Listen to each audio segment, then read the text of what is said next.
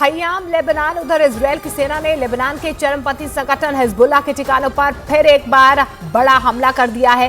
दावा यह किया गया है कि उसने लेबनान में हिजबुल्लाह के उन ठिकानों को ध्वस्त किया है जहां से इजरायल के सैनिकों पर रॉकेट दागे गए थे।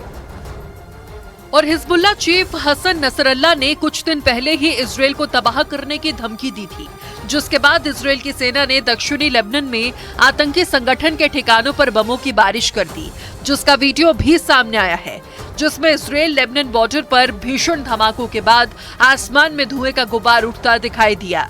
इजरायल की सेना ने हमले में आतंकी ठिकानों को नेस्तनाबूद करने के साथ ही हिजबुल्लाह को भारी नुकसान पहुंचाने का भी दावा किया।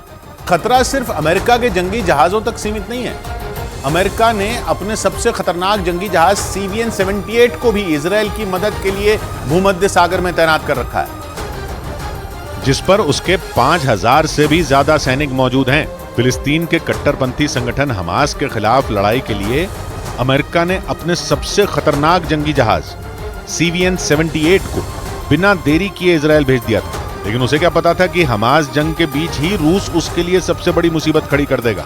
हिजबुल्लाह के पास रूस की एंटी शिप मिसाइलों के होने का मतलब है कि वो अमेरिका के सैनिकों को अपने निशाने पर ले सकता है, क्योंकि लेबनान की सीमा भूमध्य सागर से लगती है और हिजबुल्लाह लेबनान का ही चरमपंथी संगठन है, यानी लेबनान की समुद्री सीमा से वो जो चाहे वो कर सकता है। उसने इजरायल पर लेबनान में बैठकर ही हमले किए हैं, लेकिन न्यूज एजेंसी रॉयटर्स के मुताबिक अब उसके हाथ रूस की एंटी शिप मिसाइलें भी लग चुकी हैं, जिनकी मदद से वो भूमध्य सागर से अमेरिका और इजरायल की नौसेना पर हमले करने में सक्षम हो गया।